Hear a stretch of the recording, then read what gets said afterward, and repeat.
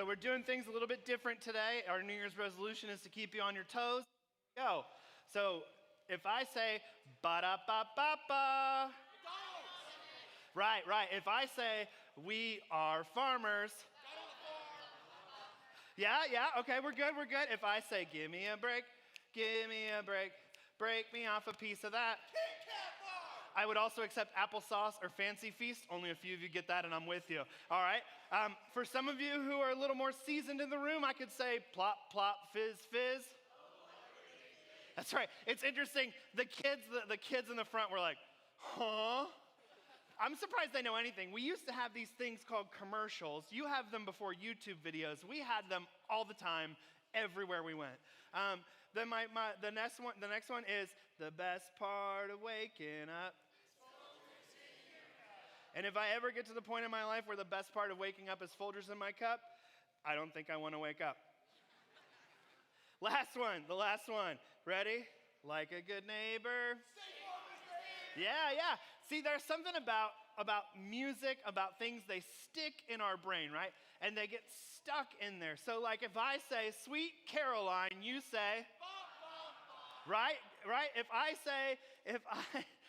I say Grove Street, there's no UK football fans in here, so it doesn't matter, right? No one will admit to being a UK football fan. It's fine.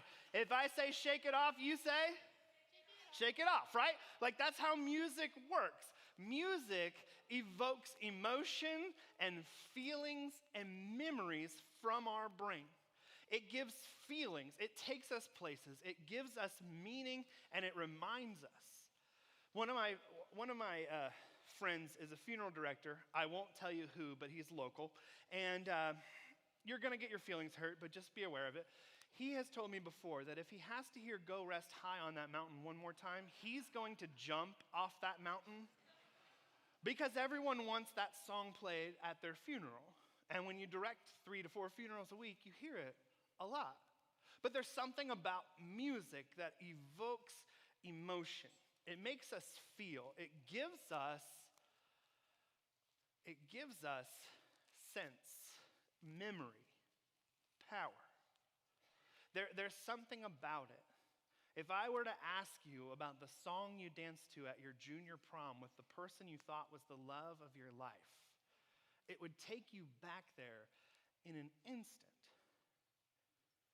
So today, for part 2 of Airplane Mode, we're talking about worship. Now here's where it gets a little bit technical.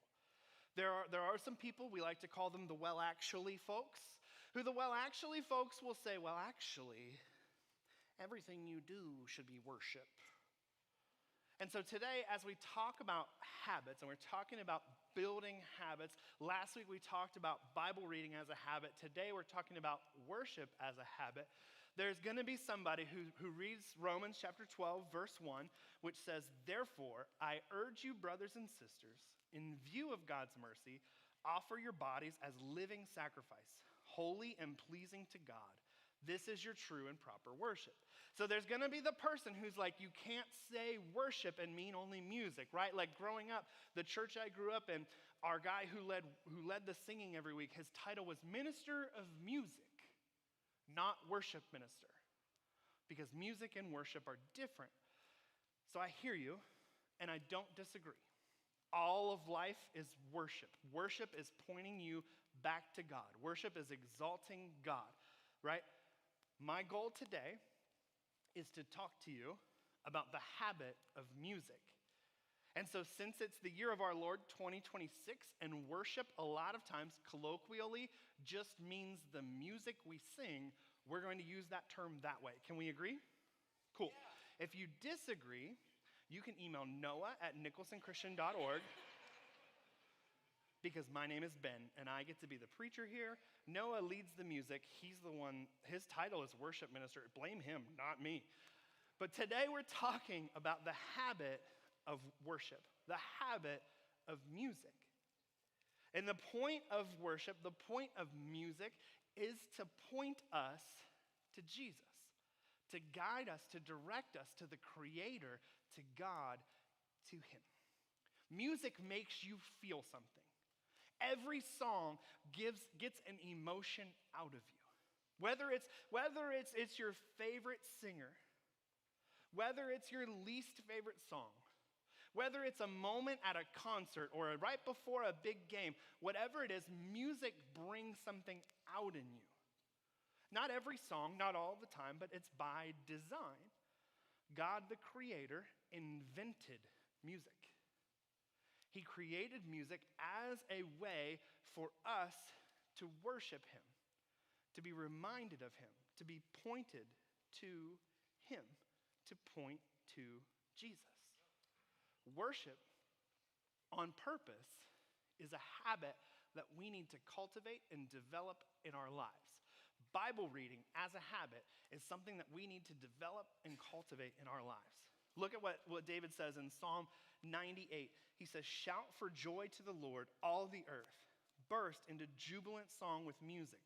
Make music to the Lord with the harp and the sound of singing, with trumpets and the blast of the ram's horn. Shout for joy before the Lord, the King.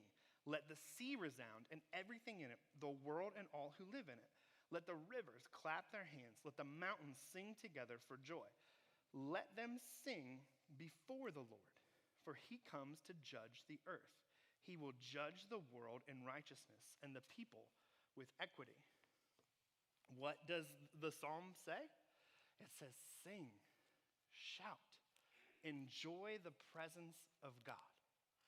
The Westminster Shorter Catechism is a very simple line. It's worth memorizing. It says, man's chief end is to glorify God and enjoy Him forever.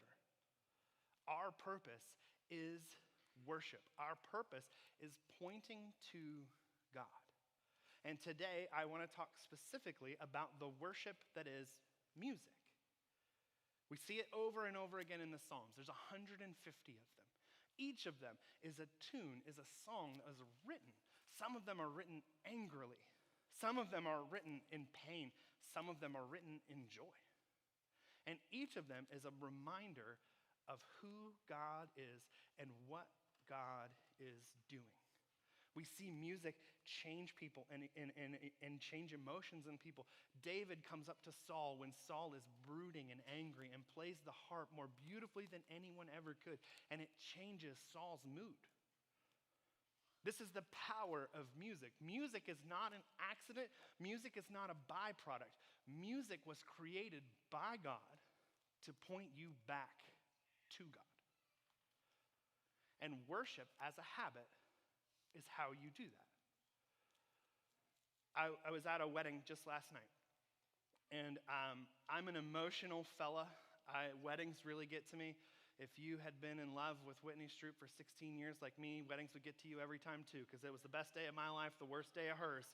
And I started to lose it at the father-daughter dance.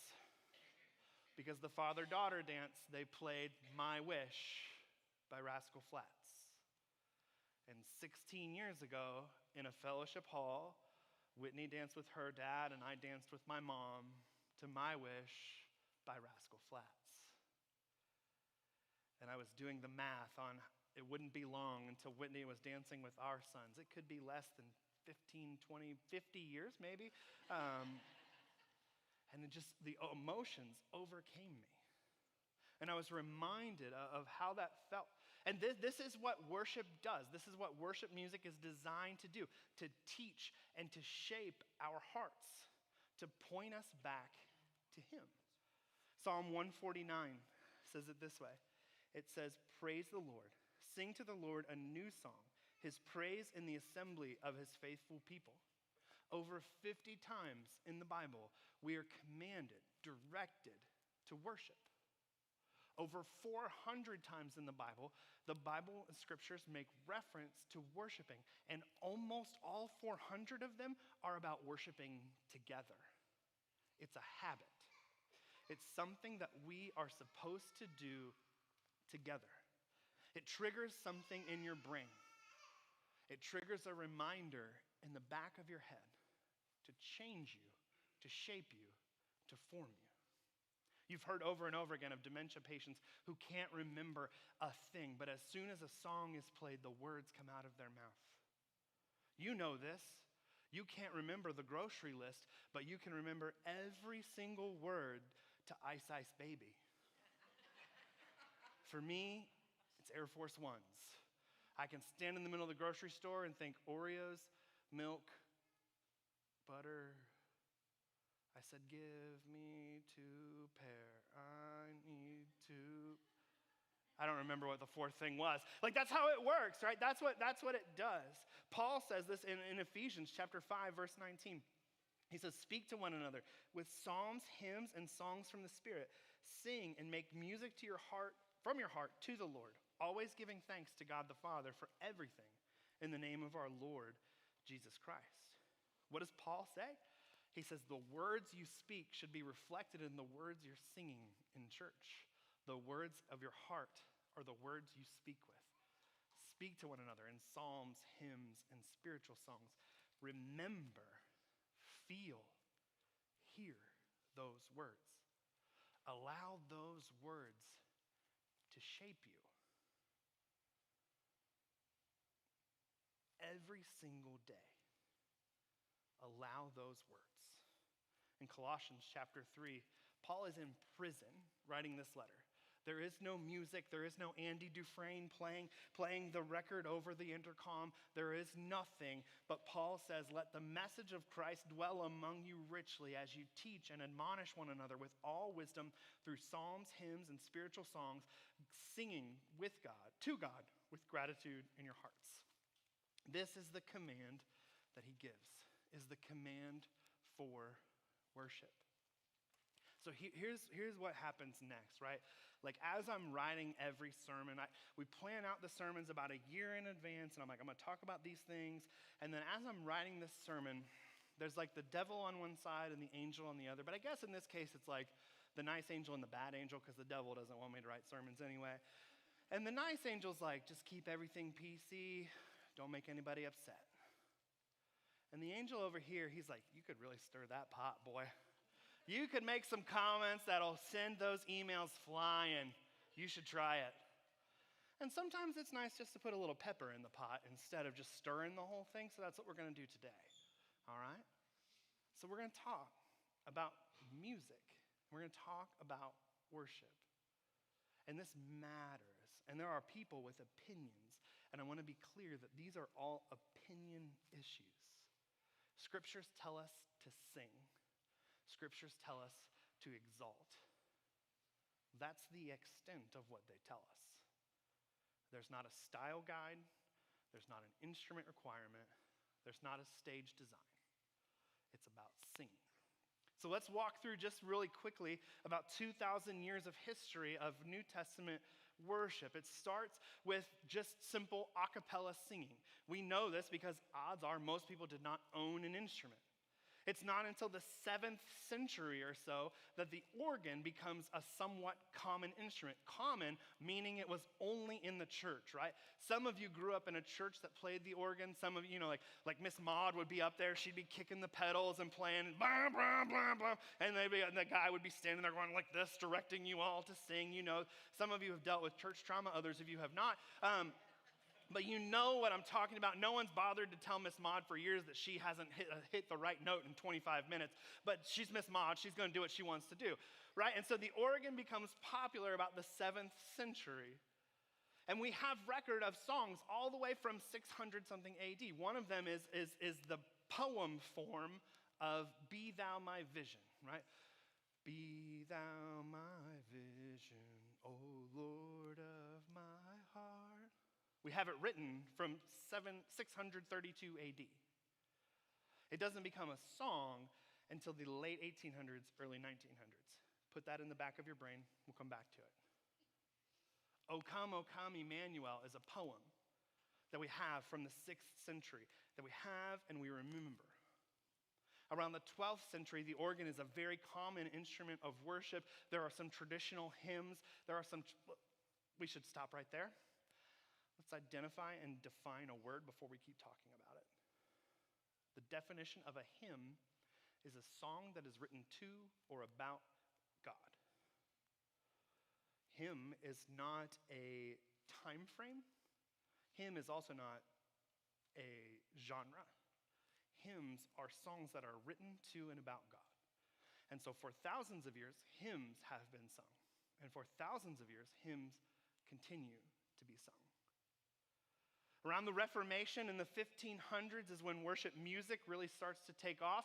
More songs are being written, more songs are being put to music. Instruments are becoming very commonplace. It's an issue that happens and kind of takes over. Around the 17th and 18th century, a lot of songs that we know as hymns are being written. Around 1800 is when they really start to come into popularity and they really start to catch the vibe of being the way to go. Here's what I love to tell people about this, and this might ruin your day. Most hymns that you know from the 17 and 1800s are not original songs. They are words written to music that already existed. The music that existed was pub songs. And so most of the hymns that you know and love, most of the songs from that generation of worship music were written to the tune of songs that were already being sung in bars and pubs. This becomes never more obvious to you. I'm about to ruin this song for you forever. This becomes never more obvious to you than the old song In the Garden. And he walks with me and he talks with me and tells me I am his own. Because when you hear that and you think about pub songs and you picture some big old Bill Brasky looking dude with a pint of beer, and he walks with me and he talks with me, right? And you see it, and there's nothing wrong with it. It doesn't make it inherently wrong. I'm just teaching you the history of where the music came from. The writers at the time specifically chose to put it to music that they already knew, specifically chose to put it to popular music so that people would remember it, so that it would live in their brain, so that it would continue to evoke those emotions. Around the middle of the 19th century, right after the Civil War, is an interesting church history moment for people in us. This is Nicholson Christian Church. We're a part of what's called the Stone Campbell movement, the Restoration movement. We're going to nerd out for about 30 seconds, so just stay with me, okay? It was started in the early 1800s, not this church specifically, but our group of churches was started as an attempt to head back to what the original church looked like. And as an attempt to get rid of a lot of denomination, a lot of hierarchy, a lot of structure, a lot of bureaucracy, it went back to simplicity. And so there were churches like ours dotting the eastern side of the country in the 1800s. After the Civil War, during Reconstruction, one of the things that became incredibly popular is ragtime music. And ragtime music became popular because the piano became commonplace. And so the piano became commonplace, and everybody wanted now to sing their worship songs to ragtime. But there was a problem with a lot of churches in the South. With a lot of churches in the South during Reconstruction, they did not have money. And this is true. It's kind of a sweeping generalization, but it's also very true. The churches in the South took a stand. And churches like ours said, you know what? There's no command in the New Testament to use any instruments. So we're going to go ahead and just not use instruments when we worship because there's none in the New Testament. The reality, most people would argue, is they couldn't afford the piano, so they were doing that parent thing, like, we have McDonald's at home, right? Like that's what they were doing, and they were like, no, we're not going to use instruments. But the reality was they didn't have the funds to provide it, and so they took a stand. So if you go much further south than here, you will find churches that are like ours called Church of Christ, and odds are, I'd say probably 90-10, odds are that church will not use instruments because the New Testament doesn't permit, in their eyes, the use of instruments. The New Testament also doesn't address air conditioning, projector screens, buildings, cars, and we use those to get to church, but that's beside the point. And so there's this discussion, right? I told you what this really is about. There's never a command for a style. There's never a command for a meter, for a tempo. There's only a command for the music to happen and for the songs to be sung and to be ingrained into the mind and heart of every person who hears them. Because when you leave here and those songs get stuck in your head, they get stuck in your heart, it matters. We have a rule in my car. When the boys are in my car, I have a 2008 Chrysler 300. It looks like a grandpa car. I know, I don't care. I love it. It does not have Bluetooth. It still has a CD player. Young people, a CD is this way we used to listen to music. And so when the kids are in the car, I don't put my headphones in. We will listen to the radio. And we only listen to Air 1, 90.1 FM. All they play is worship music and then their weekly annual fund drive. But we listen to it. And I tell you, as a father, there's not much better than hearing your 9-year-old who's too cool to do anything mumble the words to the songs under his breath because he doesn't want you to know he's singing. To hear him say, Waymaker, beautiful worker, promise keeper. There's not much better. And that's a habit that the Stroops have been forming over time. Because worship has to become a habit. Bob Kauflin, who wrote an excellent book on worship leading, said it this way. He says, worship isn't about primarily music, techniques, songs, or methodologies. It's about our hearts. It's about what and who we love more than anything. For a long time, and it's not just here, it is most churches across America, most churches have had strong, heated opinions about worship and music and style.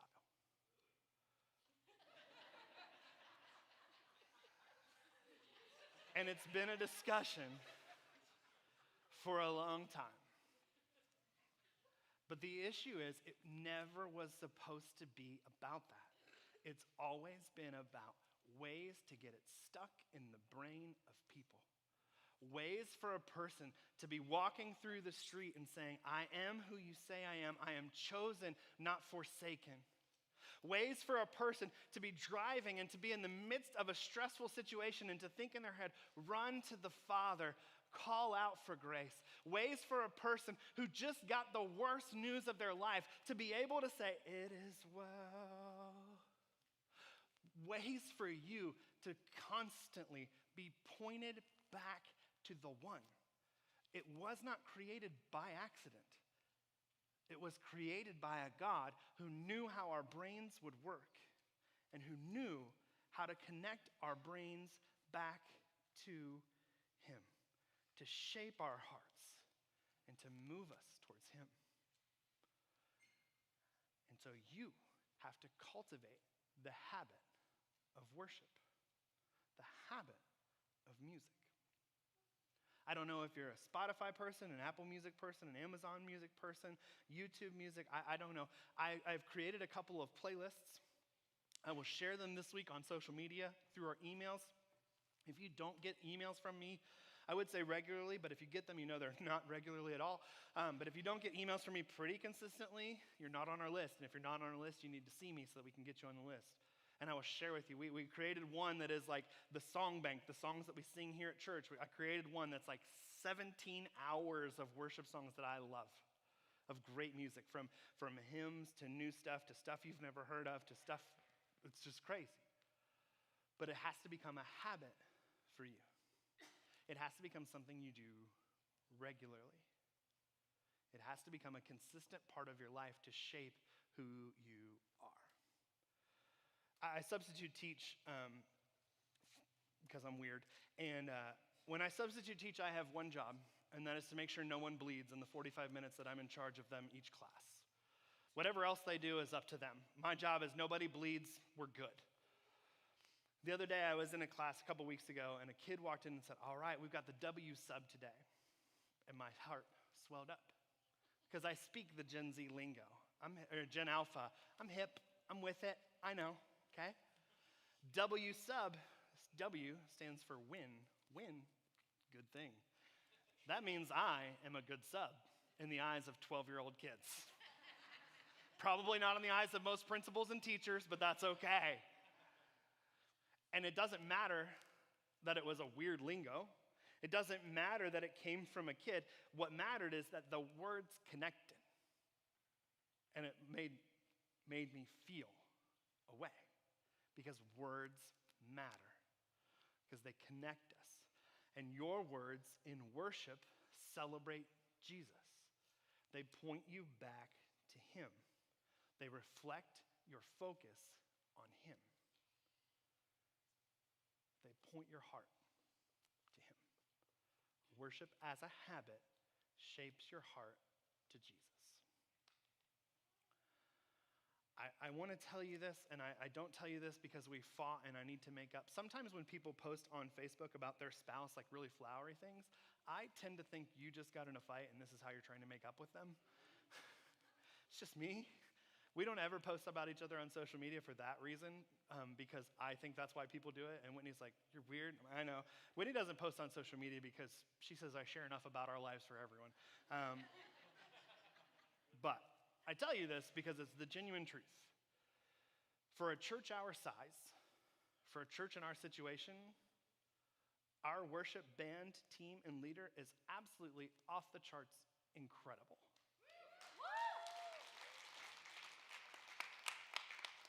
Even for churches larger than ours, even for churches that are big time, big deals, I would take our team over theirs every time. Noah is fantastic. I have, in the 16 years I've been in ministry, I have worked with 7 different ministers of music, worship pastors, and Noah is the best one. And I'm very incredibly grateful for him. But Noah is only my second favorite worship leader of all time. Because my favorite worship leader of all time is named Riley. And Riley was born when I was 18. And at St. Elizabeth Hospital in Fort Thomas in 2005, I held her in my arms for the first time. And her dad, my brother, said she was born with an extra 21st chromosome. She has Down syndrome. And nothing changed in that moment. But for the last almost 21 years, everything has changed about me. Outside of my wife, I think Riley is the person who texts me most every day. And usually when we get on the subject, we'll talk about what she wants to be when she grows up, and she tells me she wants to be a singer. And when I tell you Riley can't sing, I'm not lying. I've never heard anyone else sing in monotone before, but she does. There's only one note. It's like the tuning fork going doo, right, the whole time, except she's singing songs. And you have never, in all of your life, heard someone sing worship as loudly as Riley Noel Stroop. And she does not care. With full abandon, Riley will stand there and she will sing Waymaker, Miracle Worker, in a way that is so incredibly bad and beautiful at the same time. And Riley's little heart, it doesn't always compute everything her brother's does. It doesn't always come across where everyone else's does. But Riley's little heart is consistently shaped by the words that she sings. And she sings them with all of her heart because she knows the one who made her. And she's consistently pointed back to him. So here's what we're going to do. We did the sermon first. If you're a latecomer, you're like, what the heck is happening? I usually skip the first 2 songs. Why did I miss them? We have 4 songs today. And we're going to sing 4 songs, and I'm going to challenge you to sing with everything you've got. If you need to sit because that's too long to stand, stay seated. If you need to spread out and get some space, if you need to go by yourself for a moment, that's okay. But as we sing, I run to the Father. Fall into grace. Sing it with all of your heart.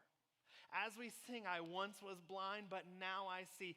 As we sing, my chains are gone. I've been set free. As we sing, I am chosen, not forsaken. Sing it with gusto because it matters to shape your heart. And it's a habit you need to start forming today. Father God, as we begin to sing to you, shape our hearts, shape our minds, push us to be more like you, to be reminded of your goodness, to be reminded that we are chosen, not forsaken, that we are who you say we are. Father, that our chains are gone and we've been set free in your goodness, God.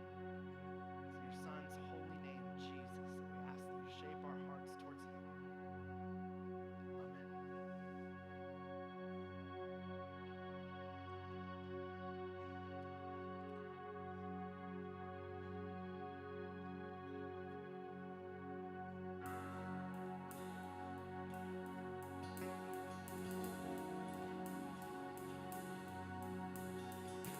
Who am I that the highest King would welcome me? I was lost, but he brought me in his love for me. Oh, his love for me. Who the sun sets free, oh, is free indeed. I'm a child of God, yes I am. Free at last, he has ransomed his race was deep. While I was a slave to sin, Jesus died for me. Yes, he died for me. Who the Son sets free, oh, is free indeed. I'm a child of God, yes I am. In my Father's house, there's a place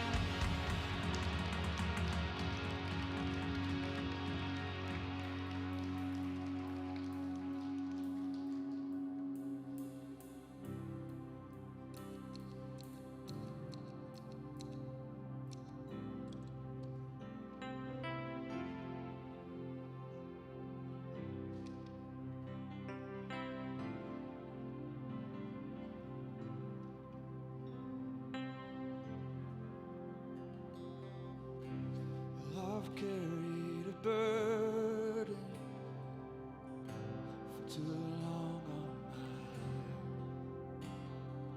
own. I wasn't created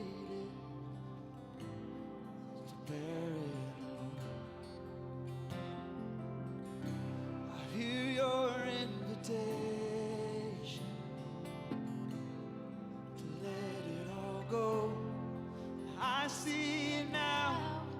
I'm laying it down. I know that I need you. I run to the Father, fall into grace. Done with the hiding, no reason to wait. My heart needs a surgeon, my soul needs a friend. So I run to the Father again and again and again and again. Oh, oh, oh, oh. You saw my condition. You had a plan from the start. Your son for redemption, the price for my heart. And I don't have a context for that kind of love. I don't understand, I can't comprehend. All I know is I need you. Run to the Father, fall into grace. Done with the hiding, no reason to wait. My heart needs a surgeon, my soul needs a friend. So I run to the Father again and again and again and again. Oh, oh, oh, again and again. Oh, oh, oh, my heart has been in your sights long before my first breath. I'm running into yours, running to life from death. And I feel this rush deep in my chest. Your mercy is calling out. Just as I am, you pulled me in. And I know I need you now. Run to the Father, fall into grace. Done with the hiding, reason to wait. My heart needs a surgeon, my soul needs a friend. So I run to the Father again and again. So I run to the Father, fall into grace. Done with the hiding, reason to wait. My heart found a surgeon, soul found a friend. So I run to the Father again and again and again and again. Oh, oh, oh, again and again. Oh, oh, oh, again and again.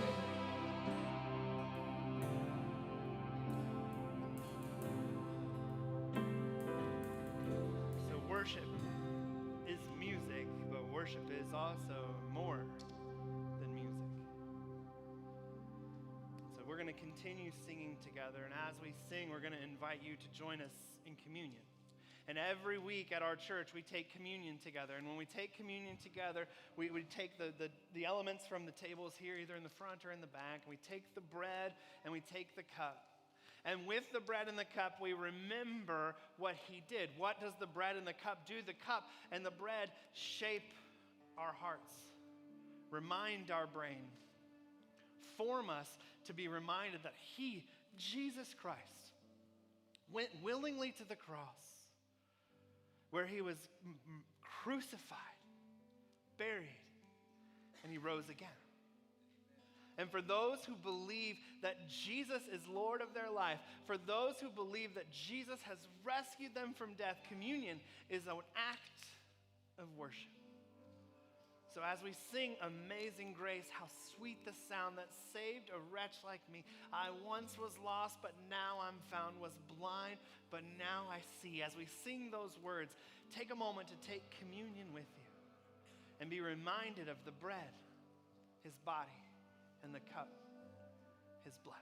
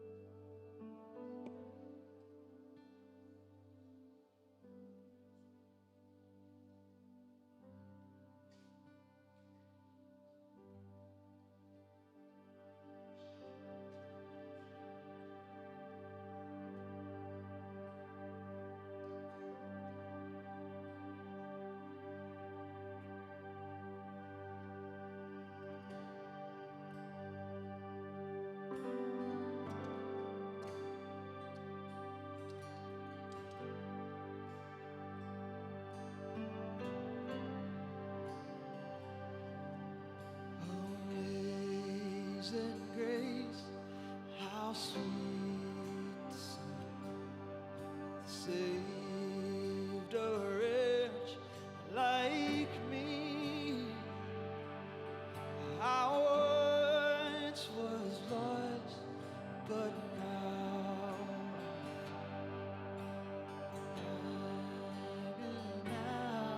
I see. 'Twas grace that taught my heart to fear, and grace my fears relieved. How precious did that grace appear the hour I first believed. My chains are gone, I've been set free. My God, my Savior has ransomed me. And like a flood, His mercy reigns, unending love, amazing grace.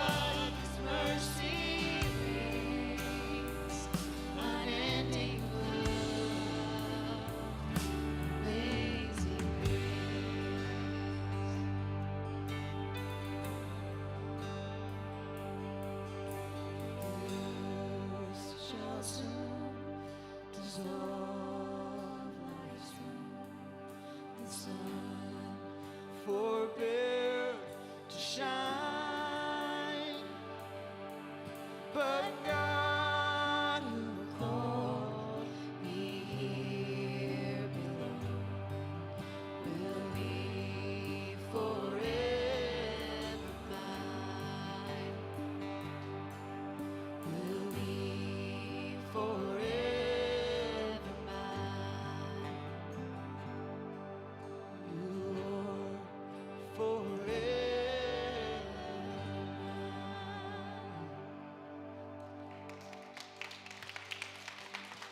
We're going to go pretty quick on goodness of God. Another As soon as act Ben's of done, we're worship gonna go right on it. is our giving. And I know for a lot of people, it's difficult.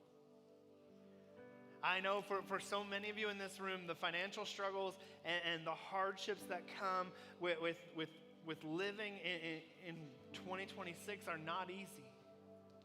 But another way that we shape our heart towards Jesus, another way that we fix our eyes not on what is seen but on what is unseen, is through our giving. And so I asked the band to do this specifically. They're going to play The Goodness of God. And we'll sing, I love your voice. Oh, your mercies never fail me. I will sing of the goodness of God. And I want them to sing while you're passing the plate. And I want you to be intentional when you pass that plate. I want you to take your time. You don't need to dig through it. You're not trying to make change. You don't need to know what your neighbor's given. But I want you to be intentional. Whether you give in person or you give online, you give through your bank's bill pay, you don't give at all. I want this to be a moment for you where you sing the goodness of God, even in the midst of your uncertainty. You might not feel it, but driving here today makes you one of the top 5% richest people in the world. You might not feel it today, but the clothes on your back not being the only clothing you own puts you in the top 10% richest people in the world.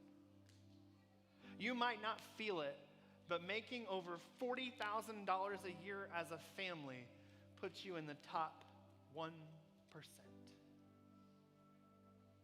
You don't deserve it, but his goodness and his mercy never fail.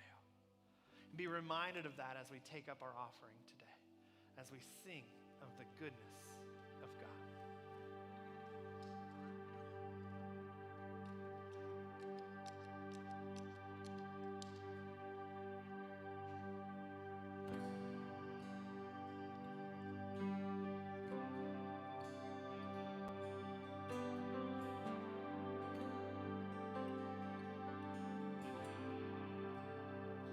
I love you, Lord. Oh, your mercy never fails me. All my days I've been held in your hands. From the moment that I wake up until I lay my head, oh, I will sing of the goodness of God. All my life you have been faithful. All my life you have been so, so good. With every breath that I am able, oh, I will sing of the goodness of God. I love your voice. You have led me through the fire, and in darkest night, you were close like no other. I've known you as a father. I've known you as a friend, and I have lived in the goodness of God. All my life you have been faithful.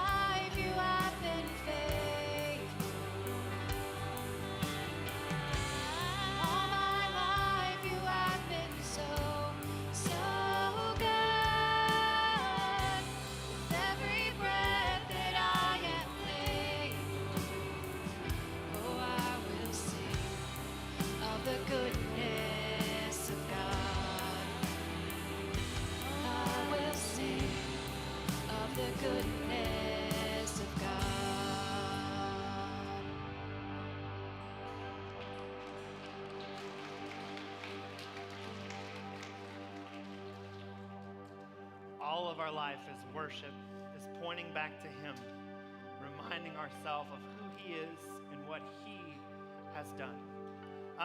So every week during this series, we're going to provide some more resources if you want to read more, if you want to learn more about this particular discipline. So I have over on the back table there, over there by the Jesus Changes Everything sign, there's a great book called Sing by Keith and Kristen Getty. There's one called Rhythms of Grace written by Mike Cosper, and there's a beautiful devotional on worship from A.W. Tozer. If you want the paper copies, they're there. They're $10 a piece. If you want to just use Amazon, the QR code is right there in front of them. I'm not smart enough to use affiliate links, so I promise I don't make any money off of it, but it's yours if you want. There's also the 2 books from last week, How to Read the Bible for All It's Worth and the Bible Recap. If you are with us, you know that if you were here last week, you know we started reading the Bible. We're going to read the Bible through together as a church through this year. If you didn't jump on that, it's not too late. Here's my encouragement to you.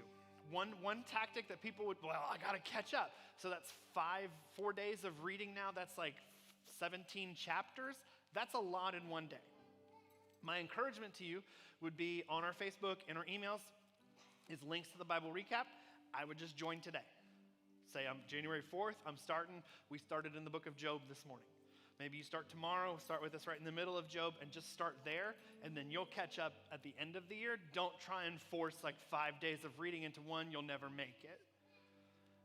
But I encourage you and I challenge you, disciplines, practice, habits, worship, study. Next week, we're talking about rest. So if you feel like wearing a Hawaiian shirt for a vacation, go for it. There's only one person who that really applies to, and we all know who that is. But next week, we're talking about rest, and I'm excited about that. The last thing, a habit you need to be getting into is you need to be in a group, and you need to be living life with other people. Make sure to go to nicholsonchristian.org. Check out all of the groups. There's tons of groups getting ready to start. You don't need to do this alone. You can't do this alone. Form those habits together. Thank you guys so much for being here. We'll see you guys next week for part 3 of Airplane Mode.